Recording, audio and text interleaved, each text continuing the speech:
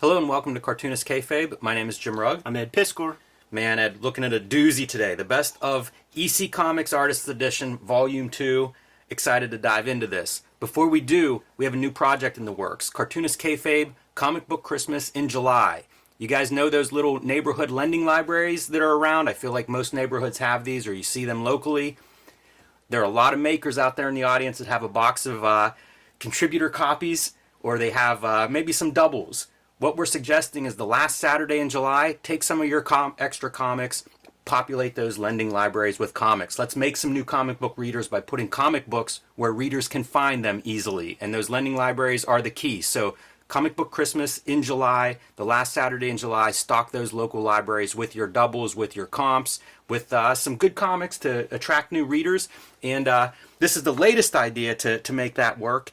Throw in a little photocopy or printout with some of where can they find more comics if they like what they find. I listed our local library system really good, local comic book stores, and of course if they want to hear about comics, some Cartoonist Kayfabe links there. But let's make some new comic book readers. Also, want to invite everybody to like, follow, and subscribe to the Cartoonist Kayfabe YouTube channel if you haven't done so already. Hit that bell icon next to the subscribe button. That'll notify you whenever we post new videos. And if it's a book that you need to add to your collection, it'll give you a leg up on the Kayfabe effect. You'll be the first one searching for that at your local shop or on eBay, Amazon, wherever you go to find these books that we show off. Also, let these videos play through to the end. That allows YouTube's algorithm to share our videos with other comics fans who haven't found Cartoonist Kayfabe yet. It's how we grow the channel. We appreciate your help on that.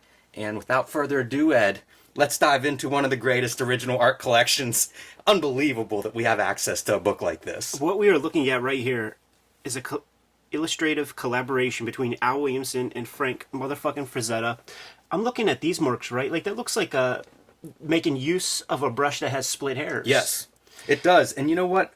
I see this sometimes on, like, Xenozoic Tales. Yeah. Mark Schultz would do this kind of line.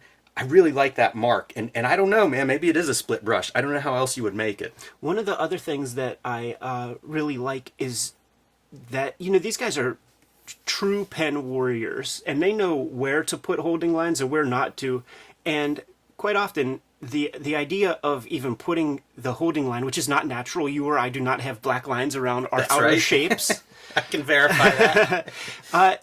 It's about volume and shading and stuff. And you can see great examples here where, of course, the white of a fur that's being hit by the light, like, why would that have black lines around it? This is a very instructive penmanship. I also just love how colorful this is. For, you know, you think of original comic art as ink on paper, black and white. We've got the yellow patina of the paper, some blue pencil in the background, and these red lines. What a beautiful piece for an original. Yeah, it really held up a lot, man. And I'd like to think that it's Frazetta doing these pencil marks, just basically letting, I guess, Marie Severin know, like, hey, how about a tapered color right here? And of course, when they scan that in, that's not gonna reproduce. And the red lines, you know, for the people who are new to the vid or whatever, these indicate color holds. So there absolutely will not be a black line that shows up. It will be, you'll see one color up here, you'll see another color here, and they get rid of that red line to indicate color background. It creates that depth of field where you know, these background shapes are recessed behind the black line that you see. How about the scales of this alien right here? It's almost like that brick wall thing that we talk about, where, like, there are the guys who draw every single brick wall. Art Adams' treatment would be much different on the textures of this than what Frank Frazetta and Al Williamson are doing, but it's quite perfect, man. You know, they really abide by their light source. When we were down at Heroes Con, somebody said, I forget who it was, man. What was it? Jim Starlin, who said that the way that Howard Chaykin would indicate light to the colorist is to see where the little glint was on the pupil of the eyes, and, like, that's where he wants the light source to be. These guys really do have a light source in mind, so everything that's hitting that light is showing up white, and you're seeing more of the texture in the reflected light. Yeah, and also these lines that describe your form, as you're getting maybe either texture or shadow or both, but wrapping around the form. It's just beautiful. You have to. Like, probably one of the great masters of that in EC is Will Elder, certainly in a later period with, like, Goodman Beaver and stuff. But you really run the risk of flattening out your image if you don't do that. Yes. You have to go with and you have to think through the shape of the. It's incredible. You see where those holding lines aren't. There's quite a few of those places, calves, but even this like tentacle arm, no holding line in the shadow part of that, and for showing your form with the lines, there's several of those great examples throughout here. Just really perfect. And then maybe a little Wally Woodruff influence right there. That. Yep, definitely. You know, just that's for a a big little piece of the icing shading. on the cake. And really nice shadow on a boot, going solid black for the foot that is in the back. And I got to point out, we picked this up, the Ledger. Yeah. At a zine about this font, Incredible Stories. That's the font that's mentioned in here, usually in conjunction with early Marvel Monster comics, but it's a font that's been around quite a bit, and it's kind of cool. Reading this zine, I started thinking about where I find these fonts, and then here we are, seeing it on the cover, on the first video we're recording after Heroes. So kind of amazing. Ed, are you ready to dive in? Let's do it.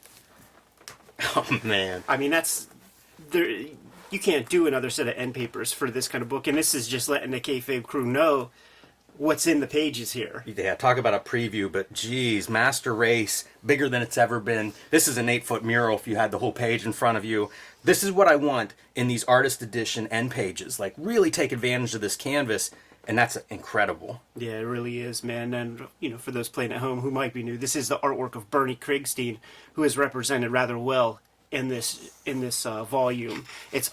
It feels so smart the way that they curated these things, because the first volume has a lot of the same players here, but it really is almost like a catalog for those like name brand artist editions. You get more Grassley, Grimm, Ingalls, go get that artist edition. You want more Wally Wood, go get that artist edition. Let's get that Krigstein. What the fuck? Why not? Yeah, seriously. Kurtzman. Look at Kurtzman doing some serious war comics there. It's incredible how his line work can be funny, and that's what I think that's what I think of first. But when you see it describing this stuff, it's equally adept at doing war. How about this, man? Like we were talking about having your hatch lines kind of go with the form to create that volume. He's able to do it with parallels. You know, he doesn't do what Al Williamson and Frank Frazetta did on that front cover, and his use of that razor blade, you know, given some color, gigging his artwork a little bit to create that mist. Really effective to help create that foreground background separation. Yeah, and it'll just give Marie Severin or whoever's coloring this that easy ability to just make that one color. This is clearly the focal point. This is probably the focal point. That would probably be pure white. Yeah, probably, and like red coming off of it. Striking. Yeah. It definitely is. Uh-oh. Wow. More of that Williamson, man.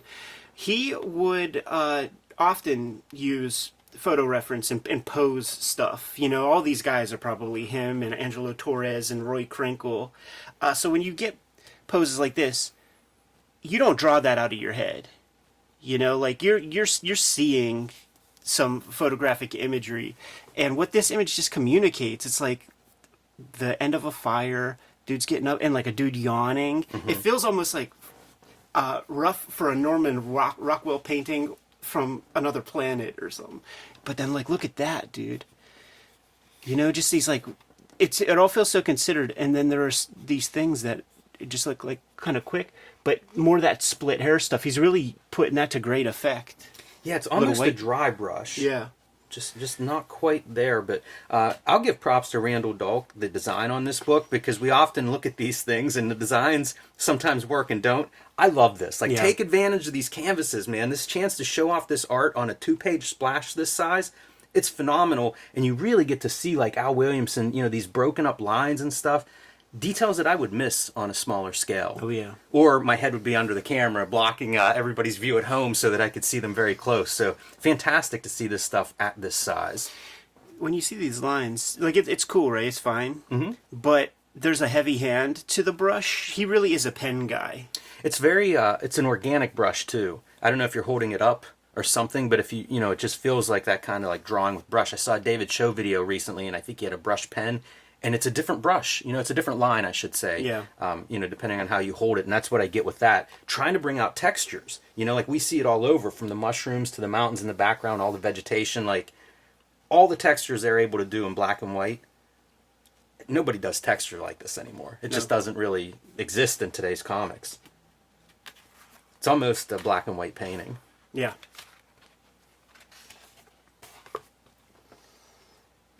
Yeah, I could look at these giant blown up panels all day. A little Dr. Seuss quote. Yeah, it's pretty good. Keep that in mind as we go through. Yeah, don't lament the end of this stuff. Starting off strong, dude. This is nice. So they have them broken up into like by artist, almost Yes. like chapters by artist. Tell you what it is, where it appeared. A couple of covers and a story is what we're going to get here. And Johnny Craig was like one of my first EC favorites. Really liked his crime comics. Getting into that, but he's another guy. Like he's just everything is on that page. Yeah, I feel like his style is like one of the most understandable of those early guys. There's cartooning to it. It looks like comic drawings. He's bringing. It's less photo referenced than a lot of those other dudes, but when you see these pages, you can't help but think about all the legends of these guys turning in the pages at the office and seeing one another's work, because you're trying to stand up to these other fellas, Yes. and they're bleeding on the paper here. Yeah, and I think you see a little bit of that milk kniff, the heavy brush, heavy shadows, see it in the hair and stuff. Absolutely. So a little different flavor than that Frazetta Williamson direction that some of the EC guys are coming from. As you say, though, like a lot of comics on the page here, a lot of comic style. Look visible. at how wet those willow trees look. I was admiring the metal of the car. He does Iron Man in the future. Just the tatters of that. Like, creating a janked up, rough looking background is not that easy to do. It's true. Yeah, I'm hesitating as I should turn the page here, but I get sucked into all these backgrounds. I know. Like the amount of detail on these backgrounds. They let you know the background's a part of the story because it's not always that way. Right. So the dilapidated house is an important storytelling piece. Phenomenal light sources. I feel like Just when all of we these see this underlighting. kind of thing, that's not so typical for Johnny Craig. I don't feel like, but No. I think if it's like Reed Crandall showed up, he's not doing Black Hawk anymore. He's kicking it with the EC guys because he would bring that to the party. There is so much black ink on these pages too. From the solid black bits, but also like just the amount of texture that's on every piece of this. It really fills up the page. And look at this, man. It's expressionistic. We're going Potemkin with this one, ganging up zipatones, man. So like this is probably the texture and the pattern of the original, and then you just cut an extra piece, lay it on top, and then you get this kind of pattern. I'd like to see what that looks like in color. Like I bet Marie Severin probably will go 100% with a color, just so that you don't add another round of dots to just hypnotize people. Yeah, this whole thing I think about, like, how does it look in color because of the amount of detail that's on here. What wild comics. Like, they would be almost muddy with the amount of ink that you're getting. This is a filmic technique, I feel like, man. Like, I can imagine, like, several kind of dissolves that show that kind of... It's a Chez La Femme, like, let's get a look at the lady we need to go chase after. Yeah, and continuing that kind of almost montage style. A lot of film stuff here. It makes me think of like noir is starting to happen in movies, in the late 40s, early 50s. And it feels like it would be very, I guess, influential on these guys, because that's where my mind goes to whenever I see this. More of your screen tone. Couple of screen tones, and doing some of that ganging up of the screen tone. It might be 3 or 4 rounds. It looks like it, because you can see those like the parallel lines as well as some dot screen tones, and then of course drawing on top of it. I don't know how, I don't think Johnny Craig was known as fast. No wonder. Like, how much work is he putting on each of these pages? Yeah, the only guy who's really known for the speed is Jack Davis, and you look at that stuff and you're still like, well, how the fuck? I think probably just like not that much penciling or something. I feel like Craig really put a lot of story in his covers. Absolutely. And I mean, like, you can see everything you need to know there at a glance. And that, it's like you create a composition. It's almost like everything is framed around this, and this is the whitest part of the entire illustration. Oh, yeah. Like, you are looking at that, and it is not unclear what you're looking at. Right in the middle, too. And look at how heavy this foreground line Amazing. is versus these trees that are just the thinnest pen line scratched in the background. Amazing, man. Like Great depth. it would be scary to put those lines down myself and have something that that thick. But it speaks again to your kniff. Mm-hmm. And dude, you just isolate this. You might say, oh, is that a Charles Burns piece? Yeah. Great texture on the jacket, too. Yeah, using pen on that. Probably fine liner. This is fantastic, man. In black and white line, like, how do you create a translucent image? Put a bunch of white media on it with a dry brush. Yeah, it's very cool looking. It really works in the final printed thing, too. Like, you got to have some confidence to do this because this is dicey. You don't know how that's going to print. But the final edition, like, it prints really well. Yeah, that's got to be over time. Yeah. Having some experience is what allows you to do that and think, yeah, this will print the way I want it to. Yeah, like these guys, they would have their tricks. If you follow their body of work, you would see that maybe he would try this on those pussy willow trees that we saw earlier. That and as an artist, that's the thing that you're going to look at when you get your comps or you see the thing in print. Like that's immediately where you go. Let me see how that reprinted. Did it do what you wanted it to?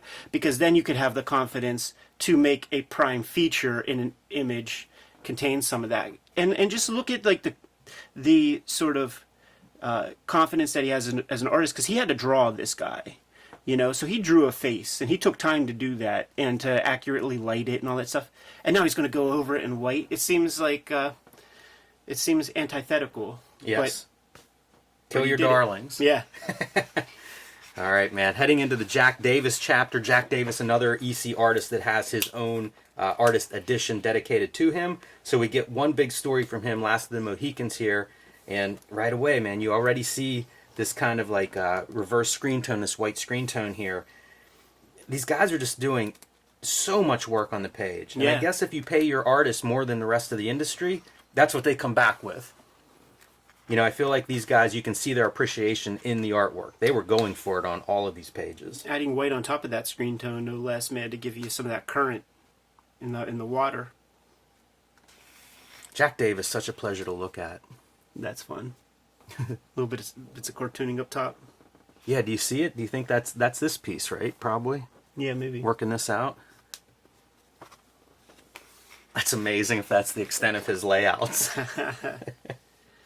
Ben Oda busting out the serif font with his hand lettering, man. I was actually admiring his hand lettering a lot when looking through this volume because it's it might not be this piece, but there's definitely like a chisel tip kind of thing where there's thick and thin lines on his hand style. This is one of those panels where it's super dense and you start looking and it reveals kind of those backgrounds, like a lot of depth in the background of faces and then all the way back silhouette shapes. Like there's a ton going on in that panel. Yeah, this is often a challenge, like when you have a sequence like this with a bunch of background figures, like what do you do? Because none of these guys are... The volume of people is more important than looking at the actual people. But then there are these moments where, Davis will draw these guys.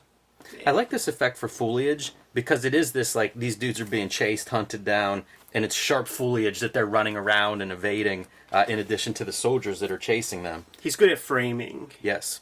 Yeah, that's a good way to say it. Man, that hand lettering is a nice change of pace. Yeah. Yeah, Oda's a bad man. Love seeing like how much variation can we get on a page. How can we make these panels stay interesting? When you see sequences like this is Kurtzman taking some control, and he's got the best illustrators in the game, and he's going to turn them into really good comic book storytellers. This storytelling style, you will not see Jack Davis or Wally Wood or any of those guys employ those kind of techniques on the Al Feldstein horror sci-fi strips. It's only in the Kurtzman stuff where these artists are reined in and they are no longer illustrators of prose.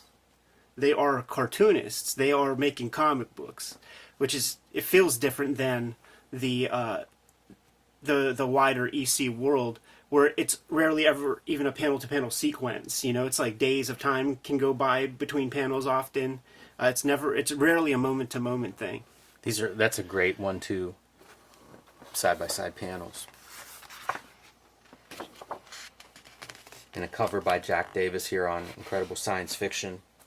That was my first Russ Cochran hardcover that I got at the flea market for like $10. So all the stuff in the Incredible Science Fiction, it's imprinted in my brain very deeply, and it was the only instance in my entire young life where I thought, maybe I can't draw comics. Like, maybe that's just not in the cards for me. Yeah, this is not who you want to compare yourself to, especially early on. There are several strips throughout this book. I'll probably call them all out because they're so important to me. But when I do call them out, you will be like, yeah, that's a tough thing to look at when you're 10, 12 years old. You know, I make note again of this background being done with very fine pen lines. We saw Johnny Craig in that previous cover doing it. Interesting technique, you know, because you see like the thick, brushy line of the foreground elements, and then that very light, thin line. Interesting way to create depth through your line. Yeah, Davis is a master at that. Look at the bulk and the movement of this mastodon-type character. It really feels like it's lumbering, and you could almost feel its gait. Yeah, it looks tremendous. Just really, really solid. Although I'm trying to figure out, like, it feels like there's an extra leg or something with this leg. That's just the back one. So, like, these are the front joints, and then... These are your front two, right? I think these are the front two. I don't know. Getting tough there. All right, George Evans coming up again. A story, a cover. The best way to support Cartoonist Kayfabe is to buy the comics that Ed Piskor and I make. Red Room trigger warnings 1 through 4 is in stores now while supplies last. Every Red Room comic is self-contained story, so whatever issue your comic shop has is a great place to start. There's also Red Room, the Antisocial Network, collecting the first season of Red Room, available now wherever comics are bought and sold, except for 28 countries where it is banned and about 10 comic shops where it's banned, but you can still request it, they can still get it for you, and you can pick up Hulk Grand Design by me, 2 double-sized issues retelling the 60-year history of the Incredible Hulk in one coherent story, featuring my art, writing, color, letters, the Grand Design treatment, so to speak. So pick these comics up wherever you buy comics and support Cartoonist Kayfabe. And now back to our regular scheduled programming. It's a really good selection to be able to get like a complete story out of each of these guys too, like a really nice sample. Absolutely, man. George Evans is almost always like one of the last names to come up when you're talking EC. And it's so unfortunate because look before you. This is very accomplished work, but now you're amongst the best of the best, and the result of that is your name gets mentioned less. It almost feels less stylized, like coming from Jack Davis or even Johnny Craig to this George Evans story. Like these feel much more like people and a little bit less cartoonish, or caricaturish, or stylish than the previous pieces. But then, like he's known, I could always pull out his work looking at the eyes because he will kind of cartoon that a bit. Always very big, expressive eyeballs. Incredible page. Going in and seeing this guy hung, and then we cut to a long shot on a bridge of just like, what's going on? I like that you say hung too, because so do I. When other people say hanged, and I also say I have to go lay down. Lie down? Lie down. It should be. That's how you read it in books and shit. And you know, for your comment about him being maybe a lesser known among these EC guys, you still see similar techniques. You know, you can still imagine that they're trading art around the office and looking at what everybody's doing and incorporating the stuff that you think works. So you do see commonality in some of these techniques. When you're drawing well-referenced figures and stuff, it's the scenes like this that are extremely brutal. And I guess, spoilers, these guys are kind of conjoined. And that's your twist ending, your O. Henry. Look at all the bros together. Wow. You know those stories about not doing dog fights because they're boring? How about that for a composition, avoiding any kind of boringness? Yeah, he was known for the plain stuff. So when they get a title Aces High, that's a title that's catered to George Evans. It looks like it. It looks like he's having a ball there. Even the smoke of the plane coming down, a couple of these planes that have been shot down. It ties everything together, man. Totally. Like that black makes you look at everything. There's so much going on. You know, like I keep looking and seeing more stuff, like this plane coming out of that smoke. Several. It's a whole posse. 3. I always loved the painting on the planes. Pretty badass. And I was such a mark for that as a kid. We're at a point now where we're like, it won't be too far before they start painting like your shit on a painting. I've seen some of our bros had some imagery on fighter jets. It's amazing. All right, Jack Cayman. Another one of those guys, and he's one of the EC pantheon that makes me realize that it's possible that EC is one of those early houses where they would cater the stories to the strengths of their artists. Like, I imagine that Gaines and Feldstein would come up with something and just say, like, yeah, this is a Jack Cayman story. This is a Graham Ingalls story. And with Jack Cayman, he's like the John Romita of the crew. Like, he draws the most beautiful people. Almost everybody else draws ugly. Even, like, imagine Graham Ingalls drawing this with these wet-looking people and stuff. Like, it would be ghastly. But comes from Headlight Comics, romance-type comics. Love this Robert Crumb character in the background. Yeah, and just that cartooning 101, as we call it, man. Got the brunette, got the blonde, so that we never get them confused. Two completely separate hairstyles. Yeah, the EC Archie style here. Yeah. These are beautiful pages. Like, his ability to do figures and also to do kind of like the sensitive hatching whenever it's like an arm muscle or shadow. It's really phenomenal. Even coming into the shadows on these figures, really strong. He builds the most solid faces out of everybody in EC. Like, there's never an eye askew, and they all look... Yeah, it's great. They all look super perfect. But another thing that I always would pay attention to with Jack Cayman is some of the greatest drapery I've ever seen in black and white line illustration. Every fold works. I really like this. Don't see a lot, like the ECs I think of as very rigid the way their panels are broken up.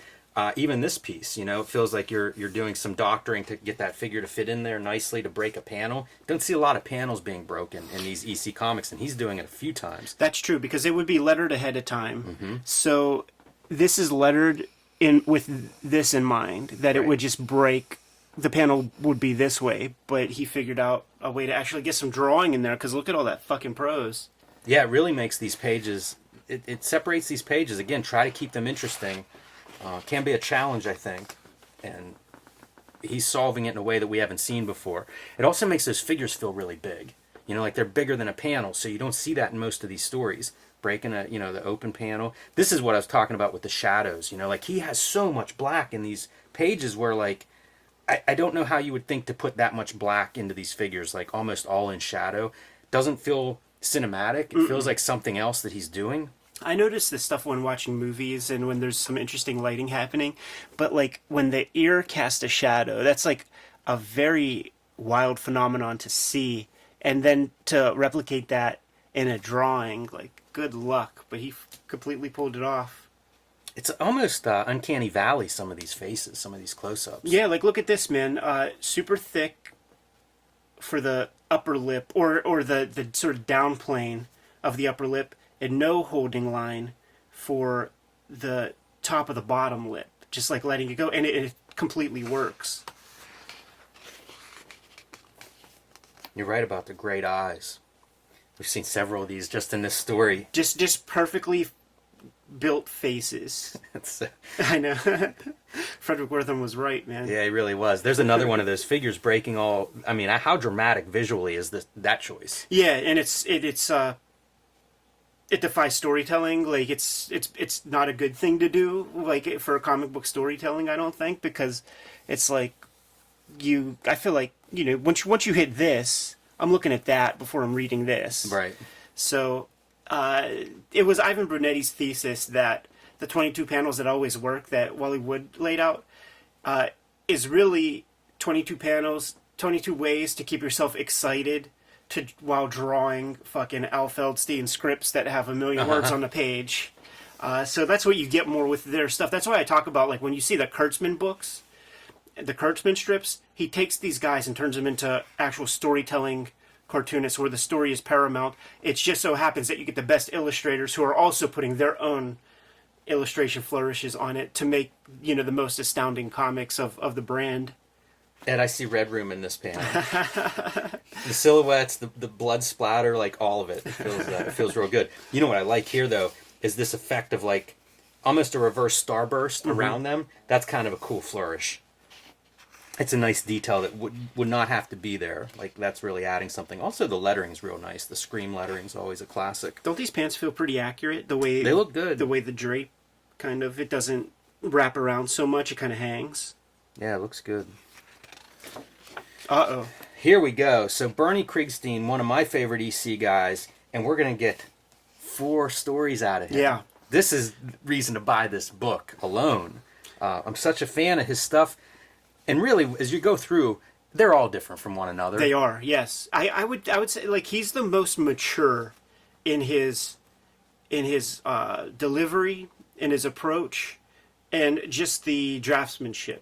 You know, I don't see, like, he's not jerking off to the Al Williamson It's true. shit. Like, he's doing his thing, and he's using, like, classic academic illustration techniques to tell his stories. These are dumb lines. Yeah. You know, we've talked about that in the past a little bit with Mazzucchelli's work on Batman Year One, but these lines are not sexy. They're very much like, I'm creating gray matter, so I'm hatching out these lines very quickly, and I'm amazed by the amount of screen tone that he's applying here. Like, this is almost painting in gray. Yeah. In screen tone, no less. And it creates that opportunity where you highlight the focal points. You gray out everything and you highlight the focal points.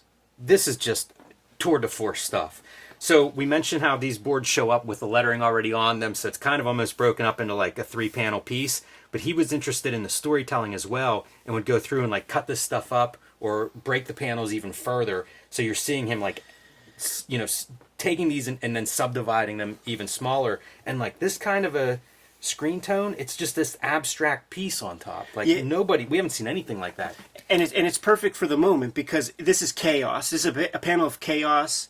It's an aberration of humanity, like a person killing somebody. It's a moment of insanity. So how do you draw insanity? It's like when you play Pictionary and then you think you're a badass, but then they say draw an ambivalent hum. Like, he's creating mania right here. And that's classic stuff. You know, he studied Picasso. You know what I mean? You mentioning the idea of the lettering on the board and breaking stuff up.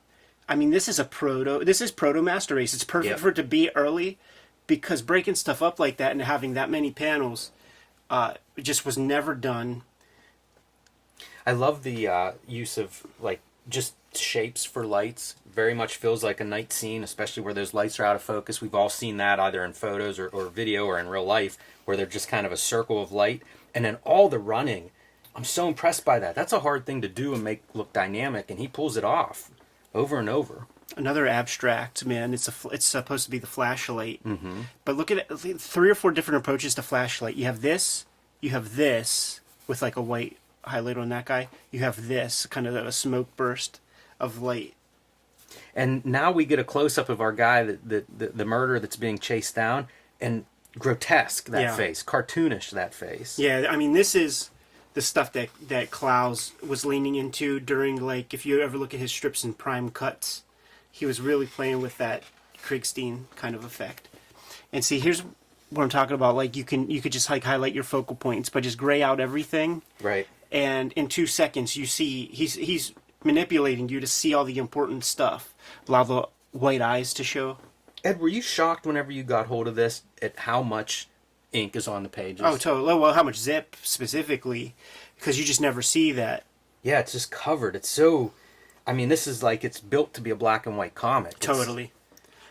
And I think that color corresponds really well, if I remember right. There's a lot of 100% like yellows. That makes sense. And dark blues. I think that's how you gotta approach something whenever it's this rendered. Yeah.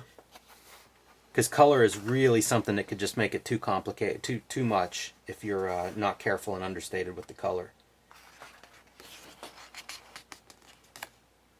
I mean, some of these panels feel like they're right out of Lloyd Llewellyn. Yeah. Some of the figures, some of the compositions. Draws feet and shoes phenomenally well.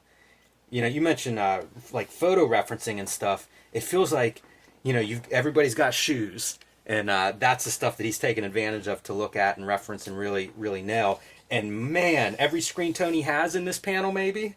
Yeah. That's Eddie Campbell kind of like just piled the screen tone on top of itself. So risky. Like this is so dark. It's super dark. I had to print black. I can't imagine what that must look like. Yeah. I can't imagine. This could be Rorschach. It's so dirty looking and grimy. Yeah. All right, Master Race. I mean, one of the greatest comics of all time. Probably the masterpiece to come out of EC in terms of longevity. Yeah. Man, look at that as an illustration. Yeah, there's the blow up and the inside cover. Well, this one too. This image is blown up on the cover of one of the Krigstein books that Fantagraphics published. Several of these, though, would work that way. You know, like this is the technique I think that a lot of people took from this story is how do you represent motion and movement. This was kind of a novel approach, probably going back to Picasso and modern art. The nude descending staircase. These are drawn, so this is not stats on top of one another. Certainly Lightbox did, I would imagine, because these are all the same phase. Size and stuff. But these are all practical, all drawn. I find this kind of thing really impressive. Like if I were doing this, I'd probably screen tone every window. But that's kind of the asymmetry and probably observation. I don't know if that's from life or photos or, you know, some kind of reference, but that's what you end up with, right? Shadows are cast in weird ways, and it makes it much more alive to me. Or is it just simply another focal point thing? Like, you do the opposite when you want somebody to focus on something. So, like, is this our guy?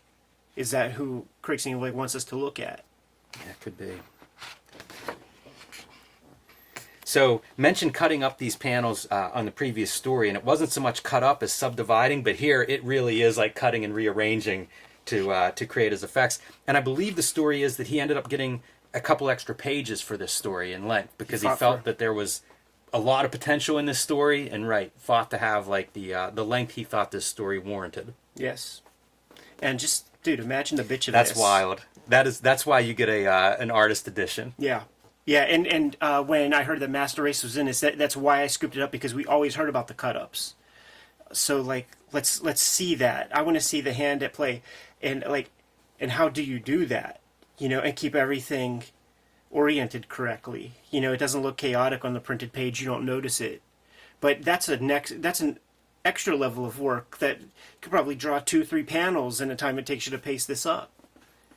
It's really cool, too, to see what he's doing with screen tone in this story. We go from a story where, like, screen tone's in every panel, and here, very selective and thoughtful in what he's using screen tone on and what he isn't.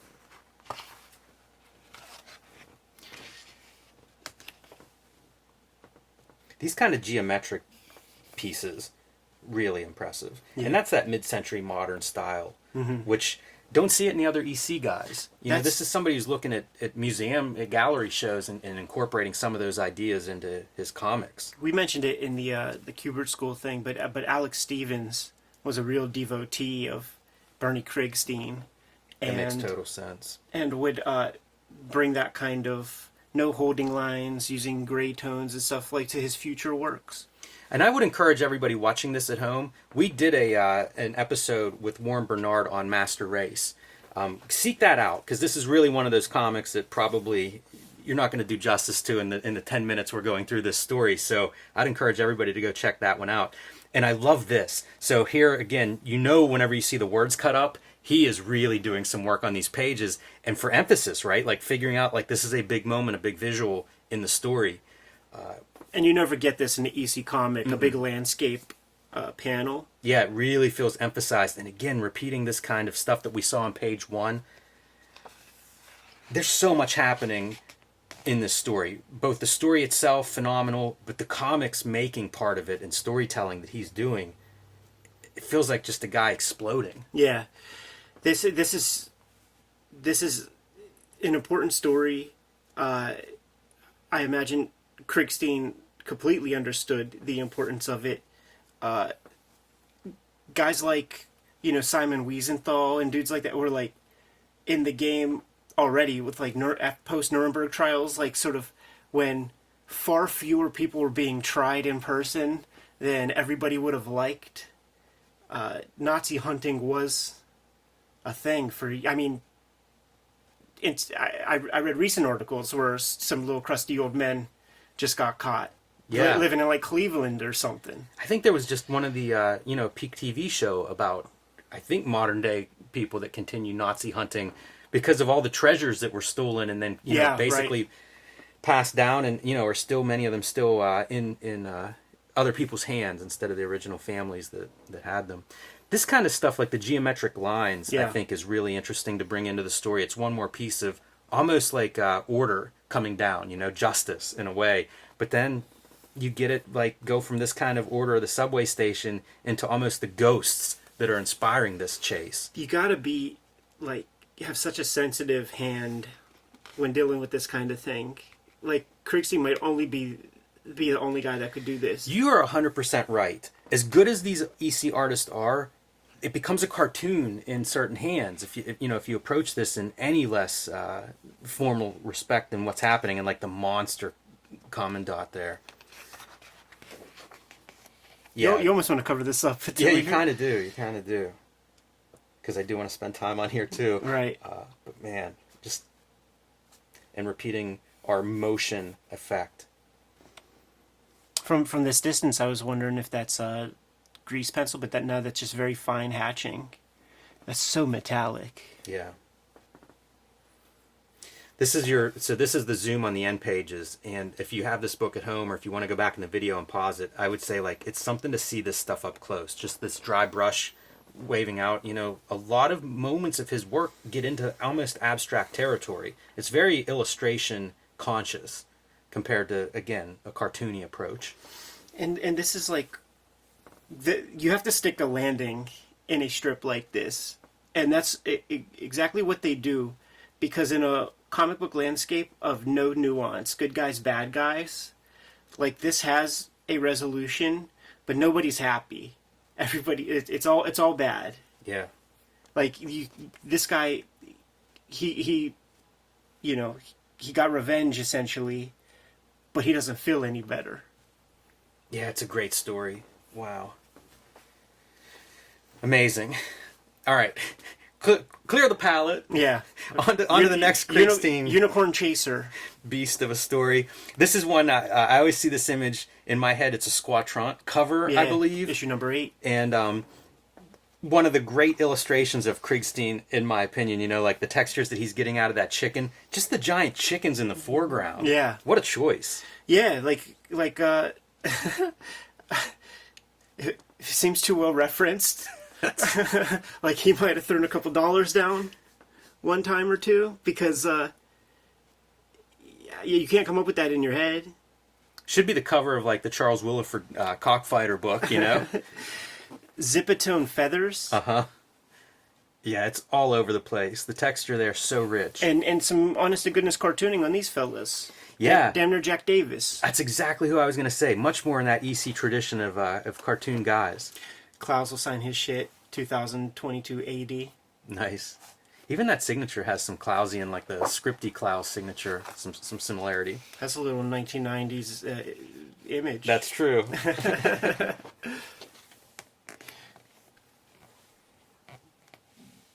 I should have checked the years for all these stories. It's incredible how much 54. he jumps from style to style in a short window of time. Yeah. Because this almost looks like a different artist. And it's out of order. So this is before Master Race, because it's a Vault of Horror. Impact Comics is New Direction. After all that shit goes away. So this is him. This is that old tradition of you try to adapt your style to get the job, and then once you're in the door, then you could start playing around. Because you see a little, it looks uncomfortable to him. You see a little Johnny Craig in here. You saw the Jack Davis kind of cartooning, Jack Davis kind of cartooning. This stuff is wild. The expressions here, it's almost a caricature of comic books. Yeah, little Johnny Craig-ish, little Jack Cayman-ish. So he's getting the job. And then he's going to adapt and be his own guy. And sticking within the layouts that he was given on this one. Don't rock the boat too much once you're getting in the game. Yeah, it's fun to see him do kind of a traditional EC style story in this one. I think when you start out, unless finances aren't a concern to you, there's a personal chilling effect that happens where you stick within certain confines that you see, just because you don't have time to draw it over again if the boss is upset. You know, like this is adventurous enough. We mentioned there's rarely ever landscape panels. As far as I know, Krigstein's the only guy to do it. Yeah, we'll keep our eyes peeled going through here, but not something you see very often. It's so brutal, this story. And then you got your paste up, Right. Joni Craig, Brokeback Mountain, Prelude. They use that in the pitch to Warner Brothers. Some of those Fantagraphics Krigstein books, they have like the westerns and stuff. It was such a big genre, like almost anybody that did comics did some of those western stories. So fun to see their the reference to that. Classic cowboys. We mentioned Potemkin earlier, and those old German silent movies, and he straight up calling himself Dr. Caligari Krigstein right there, dude. Creating that mood, very stagey. Wow. All hatching, all Yeah. what look like pen line hatching. It's really a nice line contrast between these fine scratchy pen lines and like one big brush line to create some separation. This is a cool opportunity for the colorist to do something. Like that has to be a lighter value than that one. Look at the brush lines there too. I love how much you see the material on the page. Yeah. I feel like guys work really hard to obscure that a lot of times and make it very polished, and with Krigstein it's just on display. Real ballsy. Yeah, this doesn't feel like your EC Comics audition page. No. Dude, look at the ghastliness of this guy.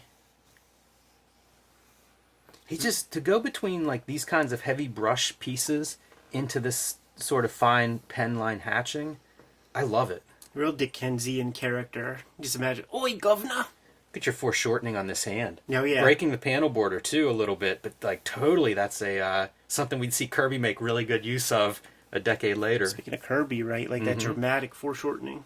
Absolutely. Just a pair of eyeballs. This story even reminds me a little bit of Ditko, like Yeah. some of the shadows and like the weirdness of that character, the big eyes. I mean, those are almost, you could almost find in a Ditko story. Some of those eyeballs. I don't know if he has a story that's not good looking. I haven't seen it yet. Yeah, of course. There's no Leroy lettering for comic book profanity. Grawlix.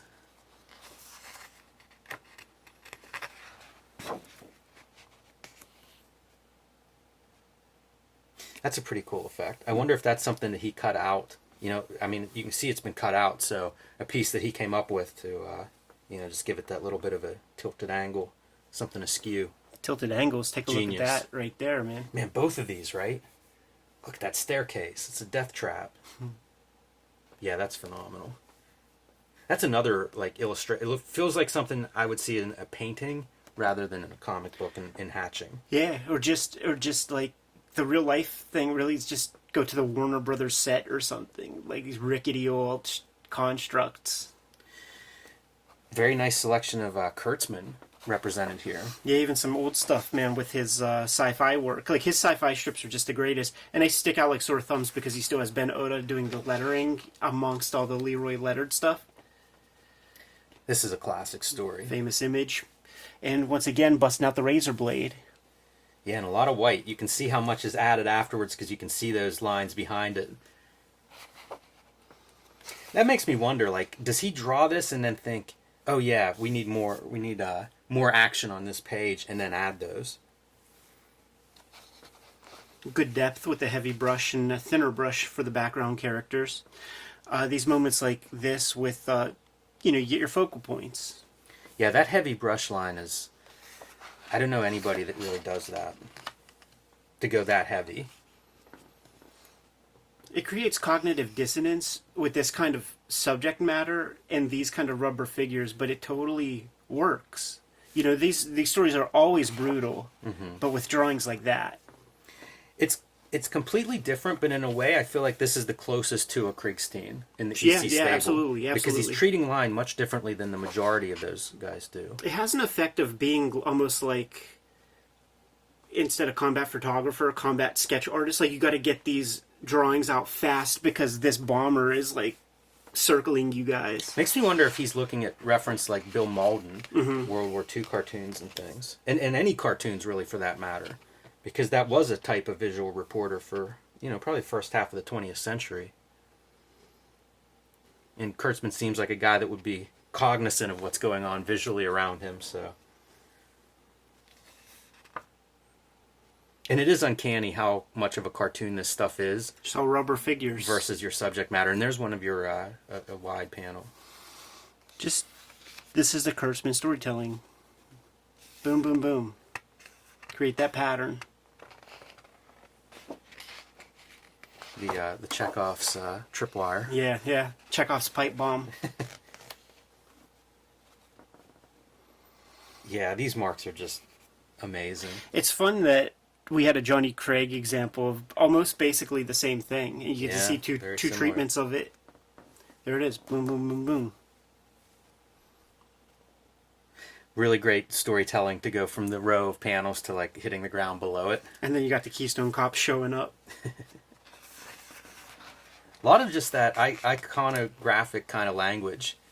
You interpret those as, of course, those are dudes running, but you look close and it's more icon than like a referenced character. Yeah, look at this stuff.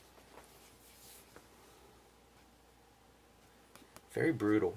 A lot of texture on this page. A lot of drapery. Very simple too. A lot of this treatment. Just enough for us to read it quickly. And that's what he's about, man. He wants you to read the story and move through it. And he also has that confidence too, because he's drawing this amongst the best illustrators. So he's not allowing himself really to be corrupted by all their flash. Yeah. Again, great storytelling, right? Going into the tunnel and then from inside the tunnel looking out. You basically get two panels there, one reverse the other. There have been a couple of great shots of airplanes like this. Some of these airplanes just very effective. And simple in a lot of cases. Cartoon tanks. These things could easily, you could imagine Lichtenstein appropriating this kind of composition. Yeah, I feel like Lichtenstein, a lot of it has to do with the Ben Oda lettering. Yeah, and I would bet that Lichtenstein pulled, maybe Oda inked some of that Russ Heath, or lettered some of that Russ Heath stuff. Yeah. They almost even resemble, a couple of these, almost like propaganda images, posters. Totally. These are a kind of propaganda comic, anti-war to be sure, man. On the cover it would say, "Make war no more." Do you remember ever coming across Kurtzman interviews or anything where he talked about how this stuff was received by Gaines or Feldstein or any of the EC? Was there pushback whenever this shows up? Because it is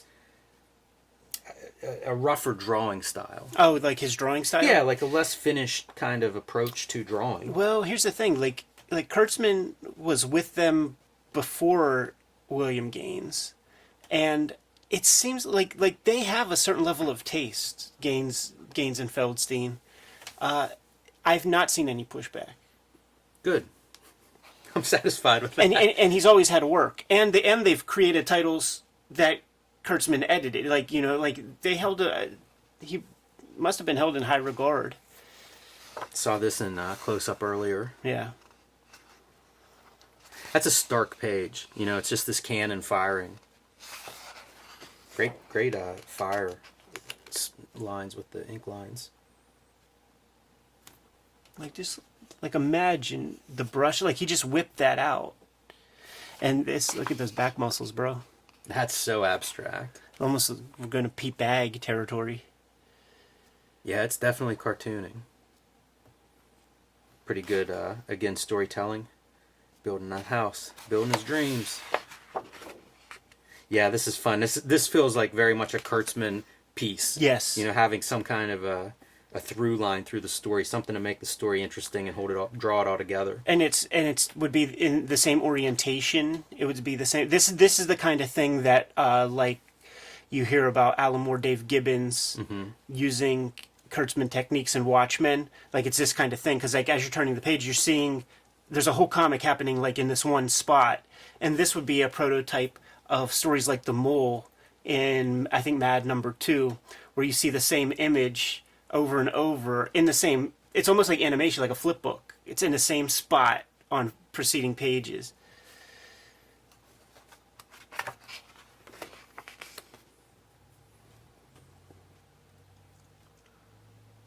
Yeah, that's a really good mechanism for a war story. Yeah.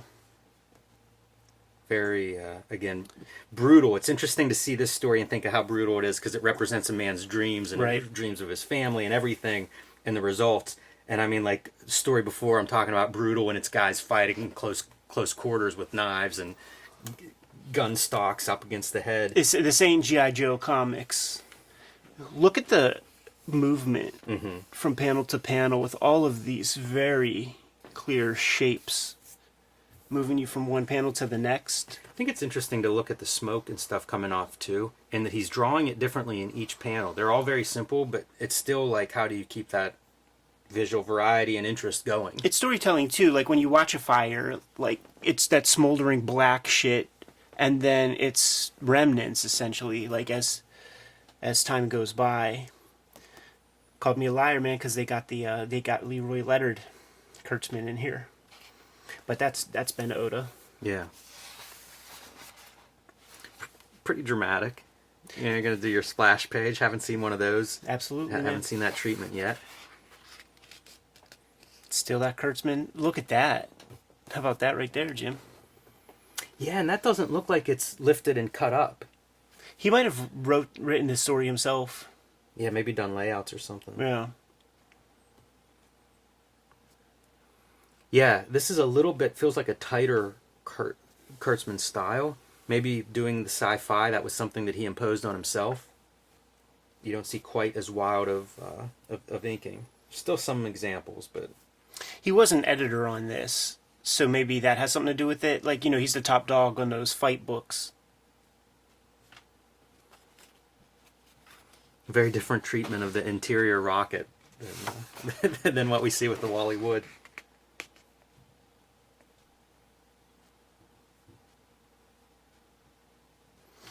This is one of those teachable textures that they would show in like How to Draw Comics the Marvel way. Mm-hmm. Like that's how you get your under lighting on your foliage. Look at that, dude. All made completely up of that. Yeah, that's your classic cartooning.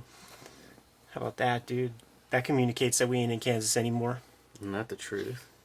Good rubble, like, throughout. Stuff being trashed. Finding places to put shadows on these figures, too. We've seen it in almost every story that we've looked at. I think that's real interesting, how important black was in these comics. Yeah. Because it just isn't that way anymore. At least not in your traditional assembly line comics. Those are pretty abstract building ruins.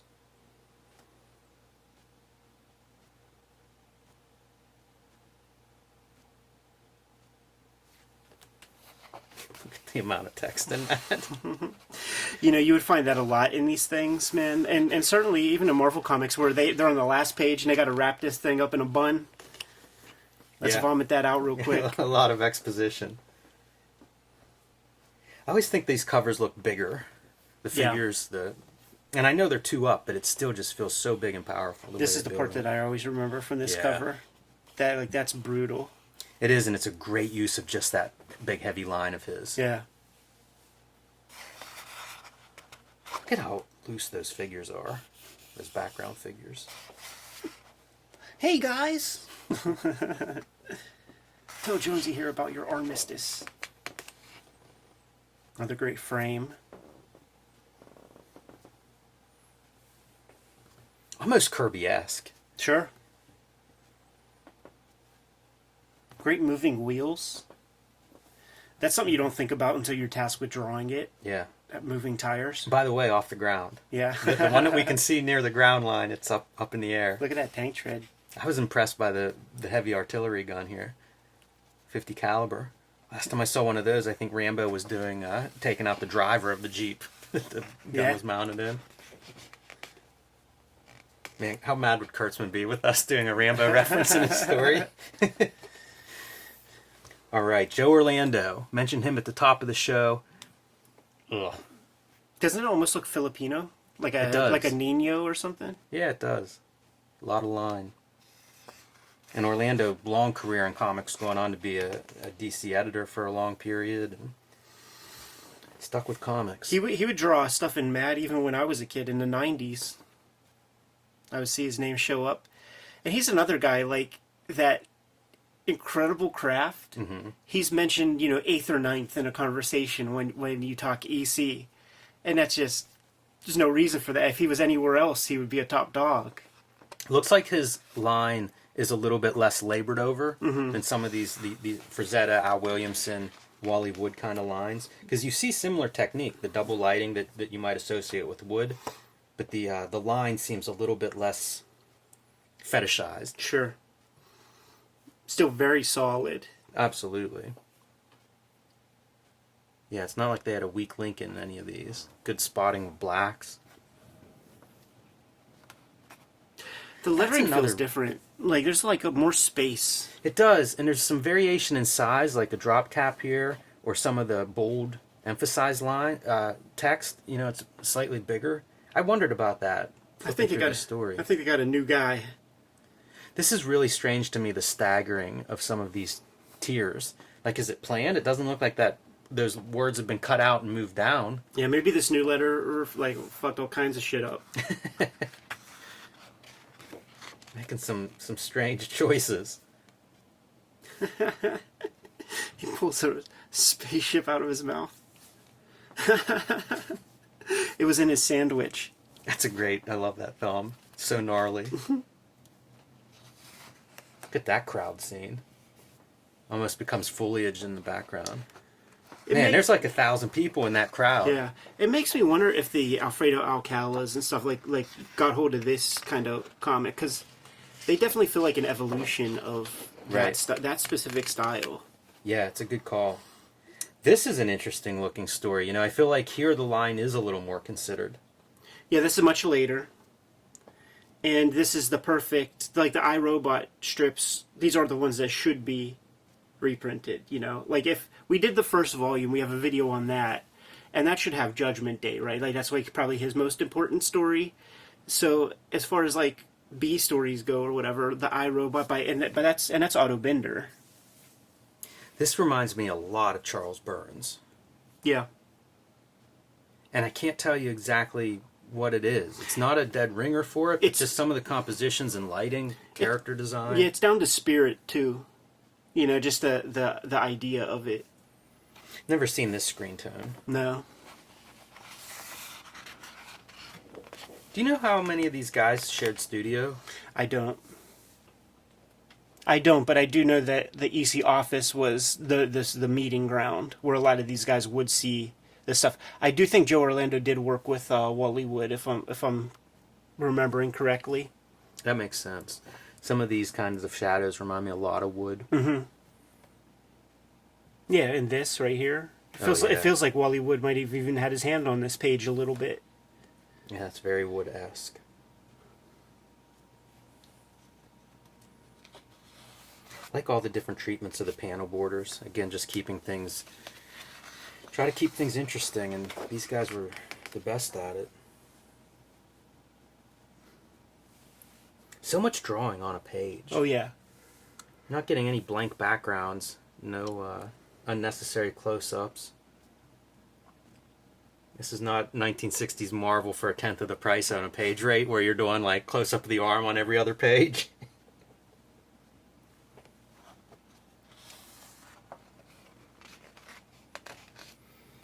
And this kind of story, I feel like, is one you can compare to those late 50s Marvel monster stories. They're the same sort of like, just a short science fiction story, but wow, the execution. Worlds apart. Adam Link, man. Famous sci-fi character. All right, John Severin and Will Elder teaming up. One of the great collaborations in pen and ink. Like it's even a classy signature. Yeah. Credit line. Yeah, like they it's Severin on pencils, which you think of him like when he inks other people, how like he gets it to all look like his stuff. So it's Will Elder on the ink, so it's a heavy hand. Like I think of John Severin as a pen guy. Yes. So it's interesting to see a very controlled, tight brush on John Severin, and Elder. As they say in wrestling, he gets a little shit in there. Like, I see the Elder in here. Yeah. It's this kind of stuff where you see the Elder. If you know Goodman Beaver and future comics like that. How about that, dude? The duotone? Yeah, I was looking at that. It's pretty interesting. I don't think we've seen that in the previous stories in this volume. Wait till we see Williamson, baby. They create such a contrast, the panels that have that duo shade. It's so funny. Like, it's Bill Elder giving John Severin a little taste of his own medicine. Because that, if you ever see when Bill Elder like draws himself, he looks like this guy right there. That's funny.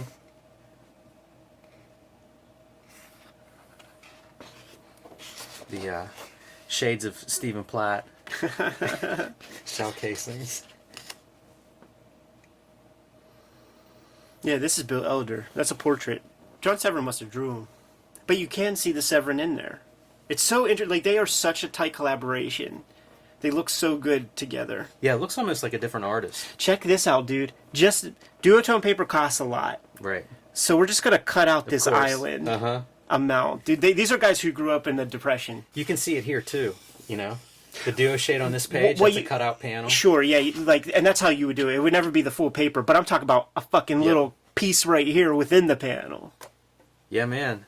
Look at the weird ink marks, the white on this. Well, that's the razor. Yeah. Yeah, that's the razor getting dragged across. That feels like Will Elder and Harvey Kurtzman. Yeah, is that a stat? I think so. Yeah, I think you're right. I didn't even think of that. But what's interesting here, can you go on a previous page real quick? Okay, no, in fact, I see it right here. I don't think the original drawing is on here. No, I agree. So they just stat this, but then they have to draw a little extra here to get this moment. And you see the cut up right there. And then you just blow up, blow up, blow up. But this ain't computer lettering, so you have to cut and leave space for the lettering. There's still a lot of work that's done there. Yeah, you can see those edges. On like every panel, you can find that edge of where the photostat ends. Jeez.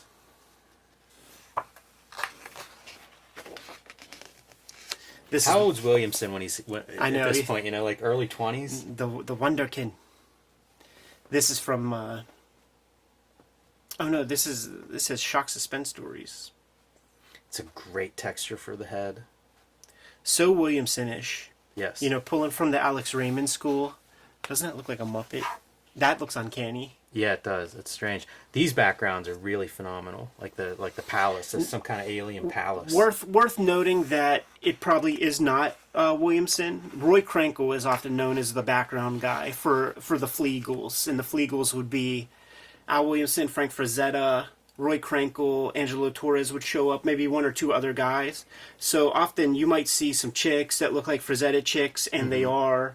There's a lot of hands on the page here. Very famously, these guys would get together, bash out a story. It would be the best looking thing ever, but that's how they would describe it. And go off and play baseball. Yeah. Go off and have double dates with their old ladies and stuff.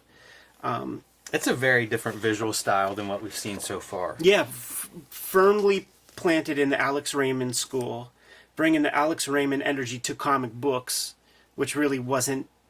I don't know that there was time for that, or certainly a financial incentive for that until you have like the EC guys. Yeah, what is that? Yeah, That's it's a tone. right? Yeah, it's a screen, and you or I would be like, why the fuck would you do that? But it looks great. It looks fine. Yeah, knowing what I know about reproduction, I feel like that probably reproduces better than some of the tight screens that we've seen. And I like this shadow. Totally Yeah. just a dry brush put down quickly. Yeah, nice contrast with the tight line of the plane. Putting that one down real quick. That's the last lines to put on the paper before you can go play some pickup ball. Another one of those pasted up duotone panels. You're going to see, on some pages, you're going to see methods and materials at use. You'll see some of that grease pencil on coquille stipple paper. You'll see duotone, like, you'll see. These twists are always funny. It's the rats that survive. This is a pretty good destruction panel. Oh, yeah. It has some of that impressionistic quality. This is in that incredible science fiction slipcase that I got when I was a kid, and where I was just like, it's hopeless. Like, I'll never get to make comics when I'm older. Yeah, this is just everything. No holding lines on so much. See, I would imagine that this is Krenkel. And see, they're so from pulp, you know, like that's a Lovecraftian kind of thing. Imagine that's Crankle. No holding lines. Like we're going to use zips on this background, just like a tight pen on that background, a looser pen. Whenever I first started noting like the no holding lines on art, on comic book art, it would always blow my mind how that would work. Like, look at this page right here, dude. Got a couple duotone pieces, and they're cutting in highlights. That's not a stat. Here's your grease pencil on the Coquille stipple paper, and that's just amazing. Also hitting it with the white. So you're able to ink on that paper and hit it with that pencil. Zipatone for background. Like, there's almost every illustration technique at your disposal in black and white line is exhibited on this page right here. Man, I start looking now at these backgrounds where it's like almost a different line in some of these. Yeah. You know, you talk about Crankle, and that's what makes me think of it like, okay, this is something that we're not seeing anywhere else. It's just in this background. That might be that other hand. Yeah. Like, this is Crankle. That's definitely Crankle. And included in this volume is the greatest Crankle splash page to ever fucking... Like, it's gonna make your jaw drop. You see all of this stuff, dude. It's tight pen, it's weird screen tones, then it's pen again. You know, going around the form as we indicated in the beginning, more of that grease pencil stuff. Yeah, it looks like something out of like Popular Mechanics or like one of those like futurist images in old magazine illustration. Yeah, the amount of drawing in many of these panels, it's just hard to believe that's one panel on a page. Yeah, all kinds of reductive white media being used. Look at those splashes, dude. It feels like you're doing, like this would be your monthly assignment. Sure, Not like an 8-pager, but like 22 pages of work. And, you know, Simonson didn't do all that much. This is the one. Doesn't that almost look like Kevin Eastman? Like a Ninja Turtles comic? Like, you know, it's like they got to get that one out real quick. That's funny. It's funny in this story. It still is super dope, but... Dude, look how beautiful the water is. Oh, yeah. See, these guys were looking at all those, like, Pyle, Wyeth, like, all those, like, you know, turn of the century illustrators that would have, like, pirate sequences and sailboats. So, like, they figured that stuff out early. This is that Crankle piece that is jaw-dropping. Yeah, it's ludicrous. The fine details for, like, the grass bottom land here and these textures on leaves. I am so thankful for this because I first saw it in those EC hardcovers, and those are printed bigger. And I remember thinking, like, I'm glad this thing is printed bigger, but that's about this big. Right. To see a scan of the original is such a sight to behold. It's something I never thought I would get to see. I'm fine with facsimiles. Like, I don't need to have the original object. This is perfectly suitable for me. And this is where the time sink happens. Like, you can't just open this book and expect to put it down in like 10 minutes. This is an experience. And you could stare at this for this one page for an hour. The parallel lines, these super fine lines, it's phenomenal. Like, I can't believe this is to scale. It feels like this has been reduced. It prints well, too. Like, it looks good in the final printed form. Yeah, it's mind-blowing. And just different hatches, like, and communicating light with those. Whew, man. Again, Williamson, very young, getting to this point, being in a studio with guys that are peers doing this kind of work. Hard to believe. And it would be this stuff that George Lucas knew when he was like, can we get Al Williamson? I mean, jeez. You would see this exact stuff with this kind of imagination in those Star Wars comics. I love this where the screen tone is not just cut neat. Mm-hmm.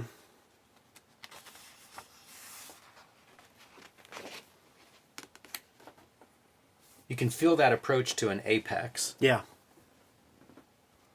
Yeah, like he works more speedy after these EC comics. Still dope, you know. We'll look at that Blade Runner one time. Yeah. Which is done 20 years later. This is kind of a cool piece because you have that treatment in the background of like kind of a single line weight, you know, a pen line weight that we pointed out earlier in several stories, and so you get to see the Al Williamson version of that. It's a same tools but a different end result.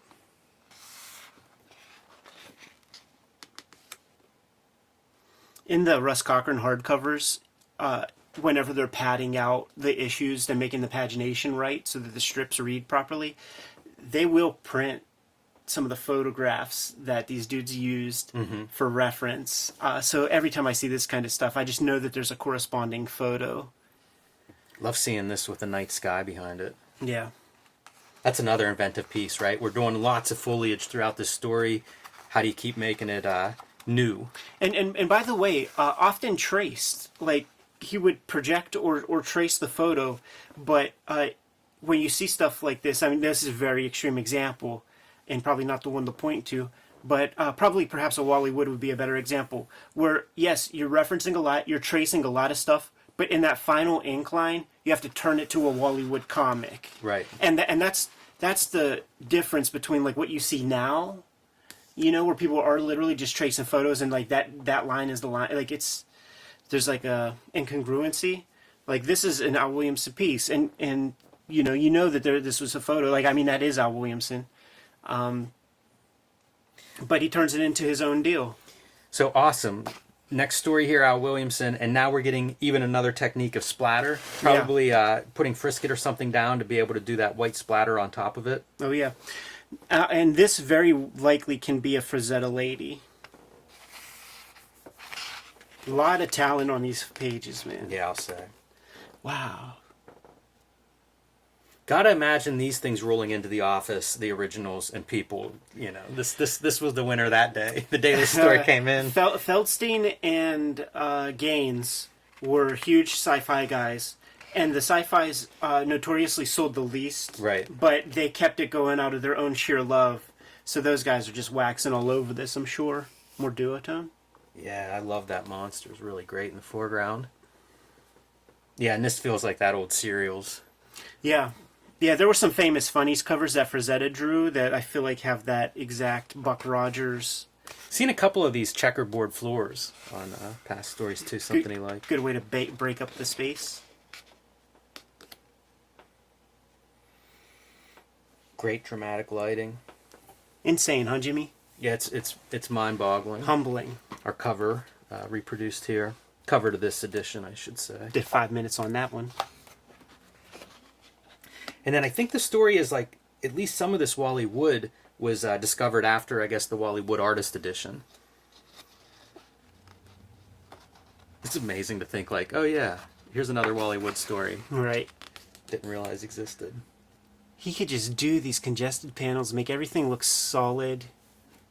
Like total Hal Foster devotee. Yes. Can you go back real quick? I bet on that projector, same figure, and then just like move that projector back a little bit more. You think? They're in the same. They're in the exact same pose. The same. Yeah. Some commonality on a couple of these figures too. Yeah. They are soldiers in step though, so maybe that's fair. I wonder what kind of morgue file you have for these kind of weapons, medieval weapons. Pretty believable the way, it looks like they're in motion. These cool helmets and stuff, like you would see these like weird chicken helmets in Prince Valiant. That's one we need to figure out how to do, because I got about 18 volumes of that, like almost all the Hal Foster, and it's like we haven't done one. Like That's true. Like how do we do that? Lot to read. This is such an interesting Wood story because I always think of like sci-fi with him, Mad Magazine. There's so much, like he really could do whatever. Yeah. I mean, he's a top guy, and this is Two-Fisted Tales or Frontline Combat. And the cool thing about Frontline Combat, the title implies World War II, but there would be historic stuff. Yeah, and the historic detail, like the pottery, the architecture. You're watching a lot of Cecil B. DeMille movies. Yeah, it feels like a lot of work he's able to pull off. And of course the sci-fi that I just mentioned. Get your inside of your World War II bombers for your rocket ship interiors. I think I cribbed this panel in X-Men Grand Design around about the place. Like this would be Storm, I think. It's just a good composition, foreground character. Yeah.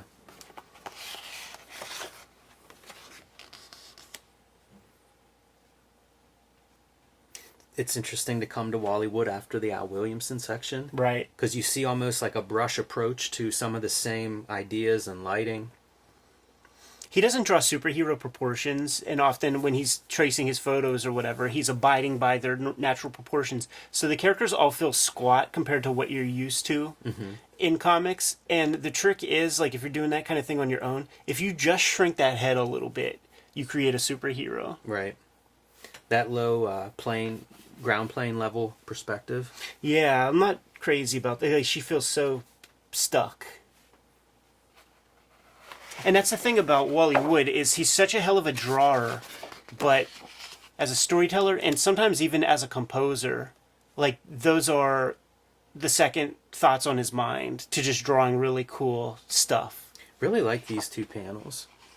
Something about that black background, like it feels like they're emerging out of that darkness. Yeah. It's very believable lighting. Man, that double lit faces. Is that Dean Martin? Works. Dean Martin reference? I bet it is.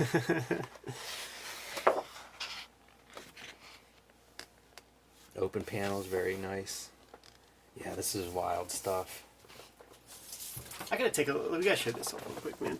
Because, like, I was noticing, Landgraf from the school, and how he would do these, like, super light, like, he would give you the top brow, like, lid, and then just kind of basically dash off the bottom, and you see that the originator of that, man, really is like Wally Wood. Yes. Landgraf briefly assisted Wood. Is that right? Did some kind of I think so. Intern there. He at least he showed up, and he shows up in our comments too, so he'll set us straight. Because I'm sure this is an episode that he would be checking out. Another one of your frontline combat stories. Look at the cartoon in this face. Yeah, almost Jack Davis. Yeah. Great foliage, great everything on the splash panel. These things are so loaded with detail. It's true. And like some of this, like there are extra hands on this. And Wally Wood famously would use assistants and shit. And I think it's apparent on some of this. This is probably some Joe Orlando, actually. Because like you were talking about the like sort of less considered line. Like that's not Wally Wood. And notoriously slow. But that slowness didn't mean that he missed deadlines. It meant that he brought people in. Yeah, worked all-nighters. Yeah. A lot of stories about those. You pay for it. Right. Again, the black and white, it just blows my mind because people just don't draw this way anymore. No. So much of the values on these pages, it's like, I don't know, technology, reproduction, whatever has changed, you just don't see this kind of lighting. Pay structure. Yeah. And that's what makes me love guys like a Matt Lesniewski, who does have an eye for lighting and detail and is sort of holding on to that. I feel like this is, the Kurtzman showing through. Oh, yeah. Some of the Kurtzman breakdowns. Yeah, Wood is, he's a cantankerous old cuss, and he definitely bristled at a lot of, like, the Wally Wood hand-holding. So a lot of the congestion is him. It's him making Kurtzman nuts. It's easy panel to draw. Yes. Wow. Talking about your landscape and textures. Haven't seen this treatment before. Amazing. Yeah. Total wasteland. Yeah, no man's land. Feels like that Kevin Eastman zombie war thing. But also this duotone screen, the lines are set further apart than almost any other that we've seen. And the unfortunate thing is it is not an archival process or anything. So there has been some fading. Sometimes I feel like this stuff really approaches like that high contrast photos. And I wonder what these guys are looking at this point. Yeah. In the 50s, if that's something that's starting to come out, that they're starting to see and kind of fold in. Wow. That's a good way I'll to leave say. it. Huge. You know, I think it's a speed thing. You were talking about it. Like, he drew the lines where this stuff was going, but then he also just drew these clouds in ahead of it. And when you see Kurtzman's style, like, speed is the first thing that comes to mind in a lot of ways. So it's just faster to just hit it off with some white at the end, and then brr, brr. I wonder what the sound of brr is, right? Because you feel like there's like a metronomic brr. That's what it looks like. Brr. Yeah, I'm with you. Yeah, it's neat. Interesting to think about working that way, like super fast in your ink. You know, if you imagine Kurtzman doing his layouts and roughs and getting to this stage where it's like he's already done this story a couple of times, worked it out, knows what he's going for, and then just put down that line as fast as you can. Might be a cool way to mix up process a little bit and try some of that. Yeah, you gotta have balls, you know? Like maybe if you have a week to throw away, you know, like, you don't put the pressure on yourself, you know? It's funny to say it that way, because the other thing that you've got to have are deadlines. Yeah. You know, like, I picture him working as fast as he can because of the volume of work he has to produce. Yeah. Very cool, man. What a book, Ed. Oh. Jeez. When are we alive that this is something you have access to? Like, you talk about picking up some of these books whenever you're a kid at a flea market. Like, this is what we now have. Yeah, and it's stuff, like, I never in a million years thought I would get to rest eyes on one page of the stuff. Once again, I don't need the original object. These are beautiful scans. Imagine if this is what you get hold of whenever you're a kid at the flea market, instead of the reproductions, but you're actually getting this where you can really look at the marks and think, like, that's a brush, that's some kind of pasted up something. The Russ Cochran stuff was life-changing. This would absolutely put a kid on the path. Yeah, I mean, there'd be a lot of answers in these pages if you got this young and wanted to make comics. Absolutely. A lot of answers on a page at this age. And perhaps a barrier to entry for a little kid to get their hands on this fucker. That is true. They ain't called an artist edition for nothing. Probably a good thing. Because you talk about thinking, I can't do this. Yeah. might be a bridge too far if you're a kid and get hold of this trying to make comics. Or you create the next sort of generation of assassins with the pen and ink who just slay, you know? That is true, too. It will leave an impression. Well, Jimmy, we have to go break all of our pencils and put all of our ink down the drain.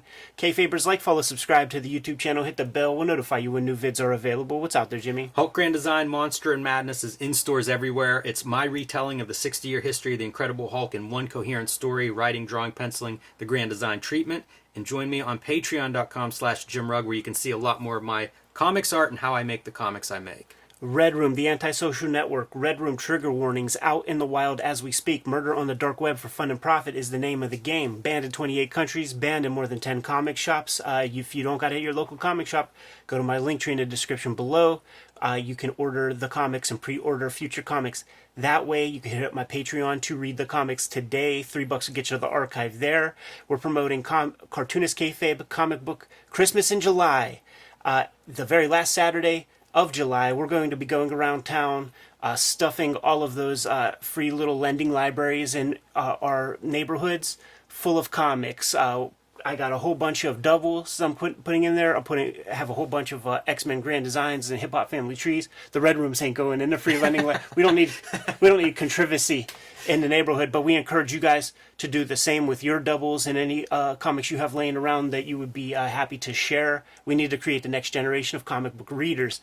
Jimmy, what else do we have out there? Subscribe to the Cartoonist Kayfabe newsletter at the links below this video, and order your Cartoonist Kayfabe t-shirts and merchandise at the links below this video. That's another great way to support the Saw cartoonist. a lot of shirts at Heroes Con this past weekend, so very cool. Shouts to all those dudes, man. Good way to support the channel. Given those marching orders, we'll be on our way. Make more comics.